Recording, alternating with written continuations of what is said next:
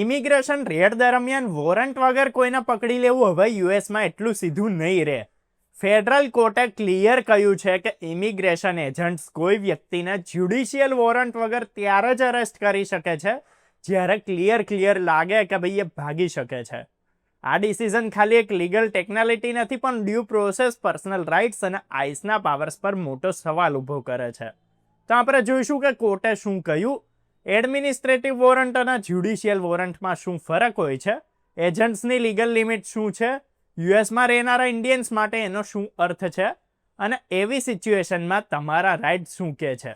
US district કોર્ટના જજ મુસ્તુફા કસુબીએ એક પ્રિલિમિનરી ઇન્જેક્શન ડિક્લેર કર્યું છે, એટલે કે અસ્થાયી પણ પાવરફુલ લીગલ રસ્તો, જેમાં ઇમિગ્રેશન એજન્ટ્સને ચેતવણી આપી છે કે વોરંટ વગર અરેસ્ટ કરવું રૂટીન પ્રેક્ટિસ ના કહી શકાય. આ કેસ ઓરિગનમાં એન્ફોર્સમેન્ટ ઓપરેશનથી જોડાયેલો હતો, જ્યાં એવિડન્સ મળ્યા કે એજન્ટ્સ લોકોને વોરંટ વગર એરેસ્ટ કરી રહ્યા હતા. એ પણ એક્સેસ નહોતા કરી રહ્યા કે વ્યક્તિ ભાગવાની શક્યતામાં છે કે નહીં. સિવિલ રાઇટ્સ ગ્રુપે આ એપ્રોચને અરેસ્ટ ફર્સ્ટ જસ્ટિફાઈ લીડર કહ્યું, એટલે પહેલા પકડો અને પછી રીઝન શોધો એમ કીધું. જજ કસુબીએ સુનાવણીમાં એક વ્યક્તિ વિક્ટર ક્રુઝ ગોમિસની પણ જુબાની સાંભળી. એ 1999થી યુએસમાં રહેતા હતા. એમની પાસે વેલિડ વર્ક પરમિટ હતી અને વિઝા એપ્લિકેશન પેન્ડિંગ હતી, છતાં પણ એમને ઇમિગ્રેશન સ્વીપ દરમિયાન અરેસ્ટ કરવામાં આવ્યા અને 3 અઠવાડિયું ડિટેન્શનમાં રાખવામાં આવ્યા. જજે કીધું કે ભાઈ આવા એક્શન્સ એડમિનિસ્ટ્રેટિવ એન્ફોર્સમેન્ટની મર્યાદાની બહાર જાય છે અને ડ્યુ પ્રોસેસને વીકન કરે છે.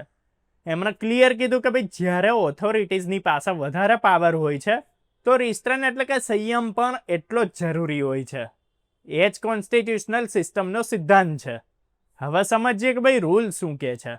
તો યુએસ ઇમિગ્રેશન એન્ફોર્સમેન્ટમાં 2 પ્રકારના વોરંટ ઇમ્પોર્ટન્ટ હોય છે. પહેલું છે એડમિનિસ્ટ્રેટિવ વોરંટ, જે ઇમિગ્રેશન ઓથોરિટીઝ પોતે ડિક્લેર કરે છે. એનાથી એરેસ્ટની પરમિશન મળે છે, પણ પ્રાઇવેટ હોમમાં કન્સેન્ટ વગર એન્ટ્રીની પરમિશન નથી હોતી. બીજું છે જ્યુડિશિયલ વોરંટ, કે જે ઇન્ડિપેન્ડન્ટ જજ સાઇન કરે છે. આ જ વોરંટ લીગલી ઘરમાં એન્ટ્રી અને અરેસ્ટને મજબૂત બેઝ આપે છે. કોર્ટનો સંકેત ક્લિયર છે કે ભાઈ એડમિનિસ્ટ્રેટિવ પાવર અનલિમિટેડ નથી અને 4th અમેન્ડમેન્ટ જેવા કોન્સ્ટિટ્યુશનલ પ્રોટેક્શન અત્યારે પણ લાગુ છે.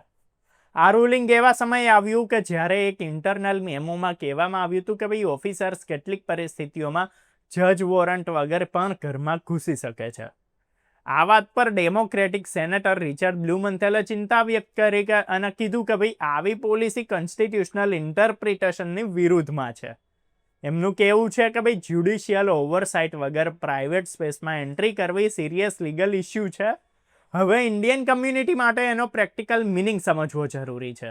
તો યુએસમાં રહેનારા ઇન્ડિયન્સ ચાહે વર્ક વિઝા પર હોય, સ્ટુડન્ટ વિઝા પર હોય કે પેન્ડિંગ ઇમિગ્રેશન સ્ટેટસમાં હોય, એમના પણ ડ્યુ પ્રોસેસ રાઇટ્સ હોય છે.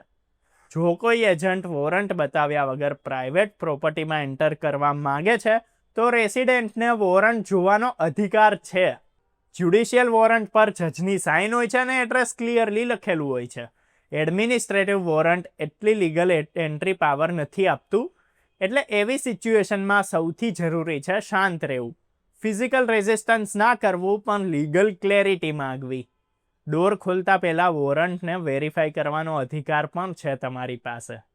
Documentation, visa papers, work authorisation હંમેશા એક્સેસેબલ રાખવું પ્રેક્ટિકલ સેફ્ટી ટીપ છે. જો ડિટેન્શન હોય તો લીગલ કાઉન્સિલિંગ માંગવાનો અધિકાર પણ તમારી જોડે હાજર રહે છે. આ રૂલિંગ એક બ્રોડર મેસેજ પણ આપે છે કે ભાઈ ઇમિગ્રેશન એન્ફોર્સમેન્ટ સ્ટ્રોંગ હોઈ શકે છે, પણ કોન્સ્ટિટ્યુશનલ સેફગાર્ડ્સ ખતમ નથી થઈ શકતા. ડ્યુ પ્રોસેસનો મિનિંગ છે કે દરેક એક્શન કાયદાની મર્યાદામાં રહેવા જોઈએ. કોર્ટે આ બેલેન્સ રીએન્ફોર્સ કર્યું છે. એન્ફોર્સમેન્ટ અને રાઇટ્સ બંને જોડે ચાલશે. હવે કોર્ટના ડિસિઝન પર તમારો શું ઓપિનિયન છે? જો વિડીયો પસંદ આવ્યો તો લાઇક કરો, શેર કરો અને આવી જ અપડેટ્સ અને ઇન્ફોર્મેશન માટે ફોલો કરો, સબસ્ક્રાઇબ કરો અર્બન ગુજરાતી.